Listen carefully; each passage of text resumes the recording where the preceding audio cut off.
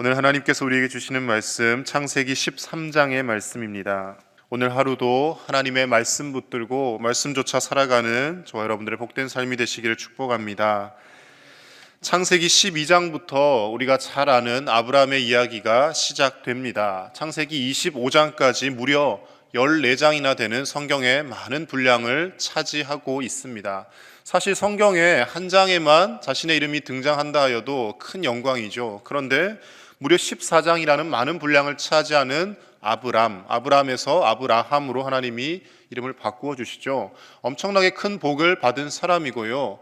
지금도 유대인들은 아브라함을 존경하고, 그리고 많은 기독교인들, 그리스도인들, 또 세계 많은 사람들이 아브라함을 믿음의 조상이라고 그렇게 일컫습니다. 심지어 이슬람 교인들도요, 아브라함을 자신의 조상이라 합니다. 이브라힘 이런 말 들어보지 않았습니까? 아브라함을 일컫는 것이거든요. 물론 그들이 믿는 하나님은 알라는 우리가 믿는 하나님과 다른 분이긴 하지만, 어쨌든 이 아브라함은 전 세계 많은 사람들이 자신의 민족의 조상이라고 자부하고 있고, 그만큼 많은 복을 받았던 사람입니다. 아브라함이 복을 받은 것은 다른 이유가 아니죠. 믿음 하나 때문이었습니다. 하나님의 말씀에 순종하여서 어딘지 알지도 못하는 땅으로 말씀 따라서 갔고요. 하나님 붙들며 살았더니 하나님께서 복을 주셨다라는 것이 아브라함의 삶을 통해 나타나고 있는 것입니다. 그런데 믿음의 조상이라는 별명을 가지고 있는 아브라함 이렇게 하면 우리와는 너무 범접할 수 없는 멀리 있는 사람처럼 생각할 때가 많이 있습니다. 그런데 실상 그렇지 않고요. 이 아브라함도 연약한 모습을 믿음의 조상이라 하면서도 믿음 없는 모습들을 분명히 많이 보여줍니다. 그래서 우리가 성경에 이런 위대한 인물들을 볼 때마다 저 사람은 아브라함이니까 가능한 거고, 다윗은 다윗 정도 되니까 가능한 거고, 이렇게 생각할 것이 아니라요, 얼마든지 하나님이 우리에게 은혜 주시고 우리와 함께 하시면 우리도 이런 믿음의 삶을 살아낼 수 있다라는 마음으로 우리가 성경의 많은 훌륭한 인물들을 본받고, 또 하나님께서 우리도 이렇게 살게 해달라고 하나님께 기도하는 우리가 되어야 할 줄로 믿습니다. 아브라함이 보였던 연약한 모습은 대표적으로 자신이 사랑하는 아내를 2번이나 다른 사람에게 팔아 넘기는 일이 생겨나는 것이죠. 자기가 살기 위해서 아내를 누이라고 2번이나 속이게 됩니다.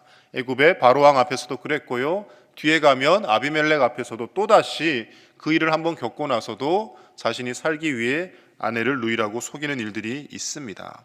그리고 하나님이 주신 약속의 말씀, 물론 그가 아멘으로 받아들였지만 100세에 과연 아이를 낳을 수 있을까? 그와 그의 아내 사라도 사실 의심을 하였던 것이 사실입니다. 그런데 그 귀한 아들 이삭을 하나님이 바치라고 했을 때 망설이지 않고 하나님 앞에 드리려고 했을 때 하나님이 믿음의 조상으로 인정해 주신 것입니다. 오늘 13장 말씀에서는요, 아브라함이 애굽에서 다시 가나안 땅으로 올라옵니다. 그런데 아브라함과 함께 다니는 사람이 있습니다. 바로 그의 조카 롯입니다. 아버지가 일찍 죽고 삼촌을 따라서 같이 다닙니다. 이 롯과 아브라함의 동거하는 일들 가운데서 생긴 일화를 통하여서 우리가 무엇을 깨달아야 하며 하나님께서 우리에게 어떤 메시지를 주는지 오늘 말씀을 통해 살펴보도록 하겠습니다. 먼저 첫 번째로는요, 물질은 복과 화해의 양면성을 가지고 있음을 말씀을 통해 알 수 있습니다. 1절과 2절 말씀 제가 읽겠습니다. 아브라함이 애굽에서 그와 그의 아내와 모든 소유와 롯과 함께 네겝으로 올라가니 아브라함에게 가축과 은과 금이 풍부하였더라. 아멘. 가축과 은과 금이 아브라함에게 풍부하였더라. 아브라함이 부자였다라는 것을 말하고 있습니다. 그런데 아브라함이 이렇게 가축과 은과 금이 풍부할 수 있는 상황은 아니었습니다. 가나안 땅에 왔다가 그가 애굽으로 내려간 것이 12장에 보면요, 그 땅에 기근이 들어서라고 표현을 하고 있습니다. 기근으로 인하여서 먹고 살기가 힘들어져서 애굽으로 내려갔다는 것이죠. 또 그 애굽에서 어떤 일을 겪었습니까? 앞서 말씀드린 바와 같이 바로에게 죽지 않기 위해서 아내를 누이라 속이는 그런 일들을 저지르게 되고요, 생명의 위협을 느끼며 그렇게 살았던 시절입니다. 그런데 그가 다시 가나안 땅으로 돌아왔을 때 은과 금과 가축이 풍부하였다라는 것은 하나님이 복을 주셨다라고밖에 설명할 수 없는 일인 것입니다. 살다 보면요, 정말 별로 가진 것이 없던 사람이었는데 하나님께서 지혜를 주시고 또 사업을 잘할 수 있도록 인도하여 주시고 또 여러 가지 방법으로 물질의 복을 주시는 사람들이 분명히 있습니다. 그 물질이 많아지는 것 하나님이 주신 복입니다. 하나님께서 하나님의 자녀들이 가난에 허덕이며 배고파하며 힘들어하며 사는 것을 원하지 않으십니다. 하나님께서 분명히 물질적인 복을 주십니다. 그런데요, 그 복은 분명히 복이지만 화라는 양면성도 가지고 있다라는 겁니다. 아브라함에게 하나님이 물질을 주셨는데 그 물질로 인하여 다툼이 생겨나게 됩니다. 우리 6절과 7절 말씀 같이 읽겠습니다. 시작. 그 땅이 그들이 동거하기에 넉넉하지 못하였으니 이는 그들의 소유가 많아서 동거할 수 없었음이니라. 그러므로 아브라함의 가축의 목자와 롯의 가축의 목자가 서로 다투고 또 가나안 사람과 브리스 사람도 그 땅에 거주하였는지라. 자, 그들이 조카 롯과 아브라함이 동거할 수 없었던 이유가 뭡니까? 소유가 많았기 때문이라고 성경은 표현하고 있습니다. 우리가 쉽게 생각하기를 가난하면 가족들 간에 불화가 많고 다투고 싸움이 끊이지 않을 것 같지 않습니까? 그런데요, 실상 보면요, 가난하게 사는 집들은 크게 불화하거나 하지 않습니다. 그냥 하루하루 먹고 살 것 걱정하며 열심히 살아가는 집이 대부분입니다. 다툼이 끊이지 않고 바람잘 날이 없는 가정들을 보면요, 대부분 뭐라도 하나 가지고 있는 집이 그렇습니다. 집이라도 한 채 있고 부모님이 돌아가시게 되면 형제들이 다 달라붙어서 그 집 서로 가지려고 다투는 모습을 보여주죠. 재벌집에서 재벌 1세대가 죽고 나면 2세대, 3세대들이 서로 그 재산을 차지하기 위해서 서로 다투게 됩니다. 물질이라는 것은 하나님이 주신 복인데도 분명히 그러나 그 물질로 인하여 사람들은 더 큰 욕심을 내게 되고 그로 인하여서 가족들 간에도 형제들 간에도 다툼이 생겨나더라는 것입니다. 물질이 있는 곳에 늘 다툼이 끊이지 않고요. 소유가 넉넉하면 넉넉할수록 삶이 평안할 것 같지만 근심은 더 쌓이고 가진 것을 더 지켜내려고 사람은 불안해하는 모습을 가지며 살아가는 것을 우리는 볼 수가 있습니다. 그래서 우리가 늘 기억해야 할 것은 돈은 하나님이 우리에게 주신 것이지만 그 돈을 사랑해서는 안 되고 돈을 주시는 하나님을 신뢰해야 된다는 것을 우리는 평생 잊지 말아야 합니다. 가난할 때는 그것을 생각을 하며 삽니다. 그런데 막상 부유해지고 나면요, 사람들이 그것을 잊어버립니다. 그래서 디모데전서 6장 10절 말씀에서는 우리에게 이렇게 말씀합니다. 돈을 사랑함이 일만하게 뿌리가 되나니 이것을 탐내는 자들은 미혹을 받아 믿음에서 떠나 많은 근심으로써 자기를 찔렀도다. 이렇게 이야기합니다. 일만하게 뿌리가 뭐냐면요, 가난함이 아니라 못 먹고 못 사는 것이 일만하게 뿌리가 되는 것이 아니라 못 살기 때문에 남을 해치는 것이 아니라 돈을 사랑함이 일만하게 뿌리가 된다고 이야기합니다. 많이 가지면 가질수록 소유가 넉넉하면 넉넉할수록 인간은 타락하고 범죄하기 쉽다라는 것입니다.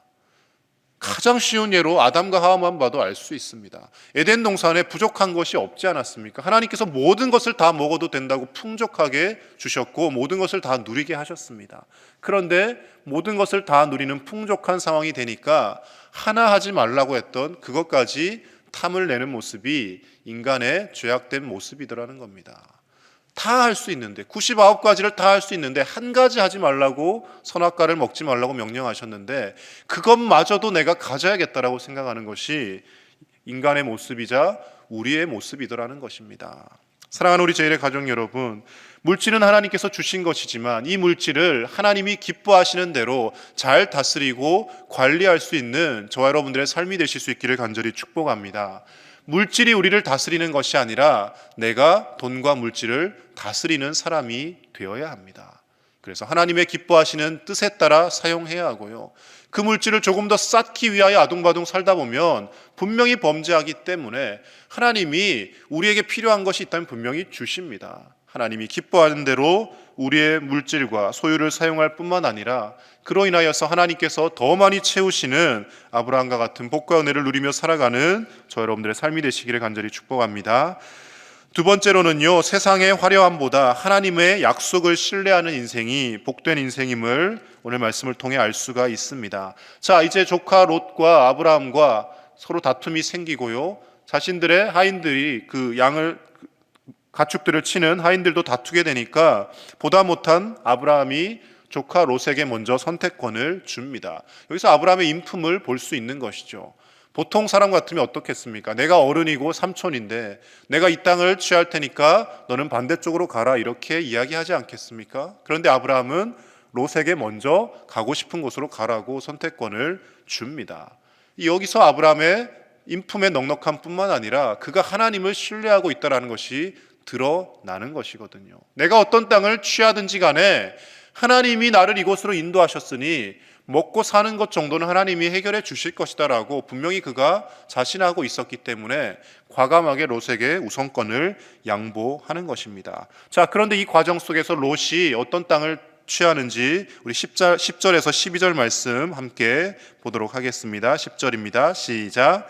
이에 롯이 눈을 들어 요단 지역을 바라본즉 소알까지 온 땅에 물이 넉넉하니 여호와께서 소돔과 고모라를 멸하시기 전이었으므로 여호와의 동산 같고 애굽 땅과 같았더라. 그러므로 롯이 요단 온 지역을 택하고 동으로 옮기니 그들이 서로 떠난지라. 아브람은 가나안 땅에 거주하였고 롯은 그 지역의 도시들에 머무르며 그 장막을 옮겨 소돔까지 이르렀더라. 아멘. 아브라함이 롯에게 우리 서로 동거하는 것을 끝내고 이만 갈라서자라고 이야기를 했지만 만약 롯이 조금만 제대로 된 마음을 가진 사람이었다면 삼촌 아닙니다. 앞으로 다툼이 없도록 하인들을 잘 다스리고 관리하겠습니다. 여기가 하나님이 주신 약속의 땅인데 이곳을 떠나지 않겠습니다라고 이야기를 했을 겁니다. 그런데 롯은 기다렸다라는 듯이 소돔과 고모라 땅이 너무 화려해 보이고 풍족하고 비옥해 보이니까 저 땅을 제가 선택하겠습니다라며 조카가 삼촌을 배제하고 자기가 먼저 좋은 땅을 차지를 했다라는 겁니다.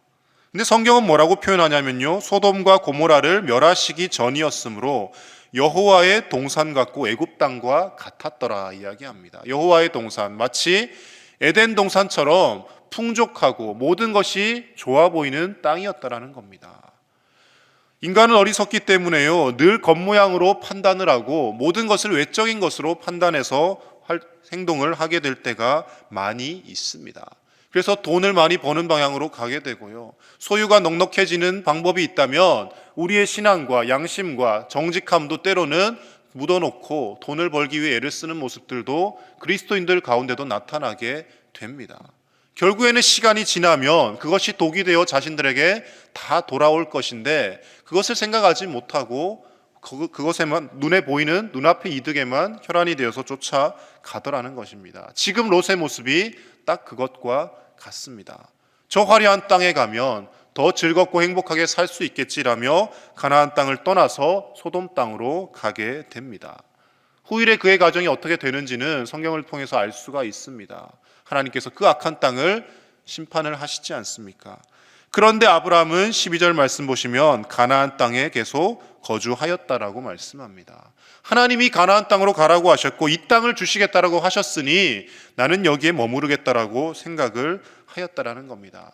조카에게 좋은 땅을 양보하여도 하나님이 나와 함께 하시기 때문에 하나님이 내 인생을 복주시고 내 인생을 이끌어 주실 것이라는 믿음과 배짱이 아브라함에게는 있었다라는 것입니다. 우리 그리스도인들이 이런 마음으로 살 수 있어야 합니다.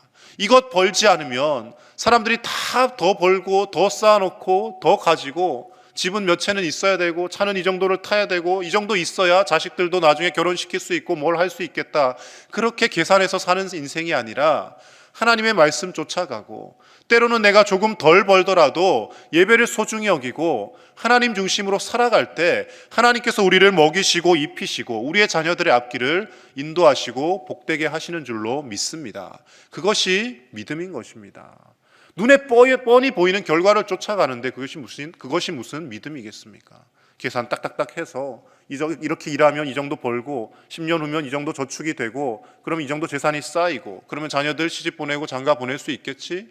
그건 우리의 계산이고요, 믿음의 삶이 아닌 것이죠. 자녀들에게 우리가 양육을 하고 교육을 할 때도 마찬가지입니다. 열심히 공부해서 이런 과 이런 대학을 가야 앞으로 먹고 살 것이다, 이렇게 자녀들을 교육하는 것이 아니라 가장 즐겁게 네가 할 수 있는 일이 무엇인지 생각하고 진로를 찾아가라고 교육을 해야 되죠. 그런데 실상은 잘 그렇게 되지 않습니다. 의대를 가야 앞으로 잘 살 수 있어, 법대는 나와야 세상에서 무시받지 않고 살 거야, 교사가 되어야 그래도 안정적으로 월급은 받고 살아, 이렇게 우리가 이야기하는 것이 부모의 솔직한 심정 아닙니까?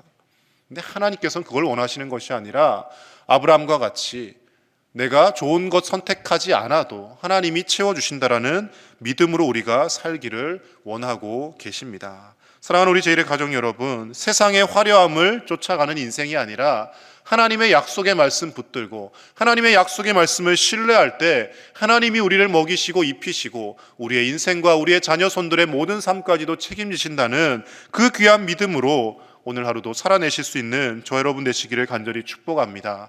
그렇게 살아갈 때 하나님은 결코 우리를 버리지 않으시고 우리의 인생을 책임져 주실 줄로 믿습니다. 마지막 세 번째로요, 우리가 외롭고 힘들어할 때 하나님은 우리를 찾아오신다라는 것을 말씀을 통해 알 수가 있습니다. 우리 14절과 15절 말씀 같이 보겠습니다. 시작. 롯이 아브람을 떠난 후에 여호와께서 아브람에게 이르시되 너는 눈을 들어 너 있는 곳에서 북쪽과 남쪽 그리고 동쪽과 서쪽을 바라보라. 보이는 땅을 내가 너와 내 자손에게 주리니 영원히 이르리라. 아멘. 함께 동거하였던 조카 롯이, 믿었던 롯이 먼저 좋은 땅을 낼름 선택해서 떠나는 모습을 보고 삼촌인 아브라함의 마음이 얼마나 아팠겠습니까? 아들처럼 함께 동거하며 같이 동고동락했는데 그 조카 롯이 자신의 이득을 따라서 가버리는 모습을 보며 마음이 몹시 아프고 또 우울함마저 들었을 것입니다.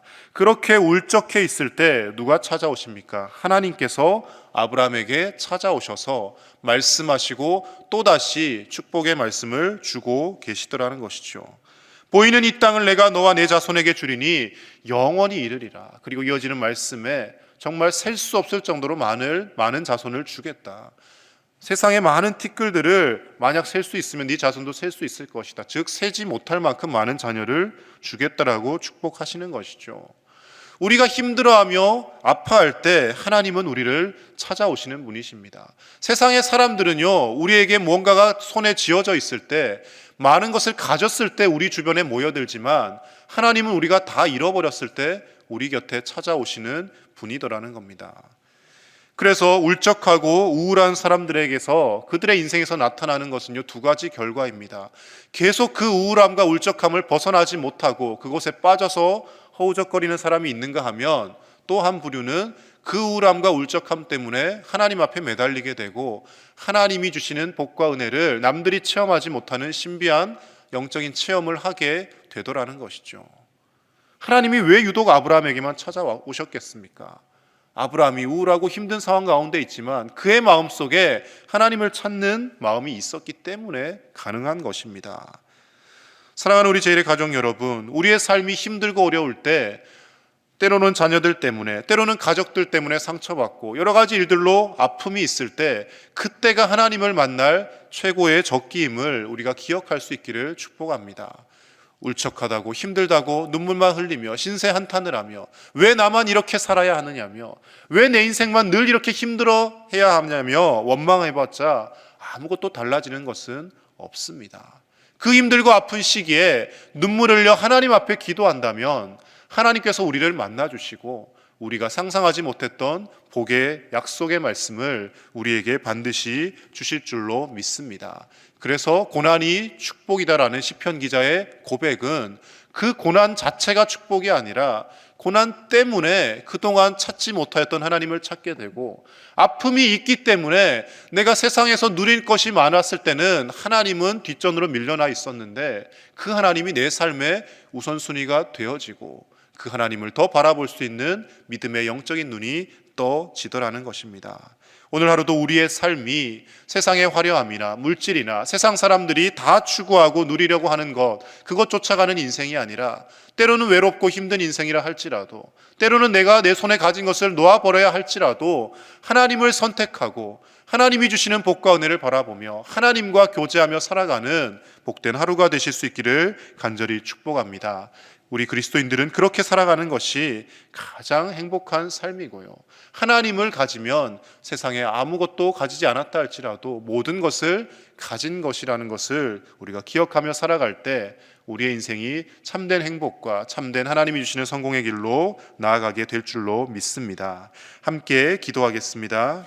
이 시간 함께 기도하실 때 세상의 돈을 쫓아가는 인생이 아니라 하나님을 따르는, 하나님의 약속의 말씀을 따라가는 믿음의 조상 아브라함과 같은 삶을 살게 해달라고 함께 우리가 기도하겠습니다.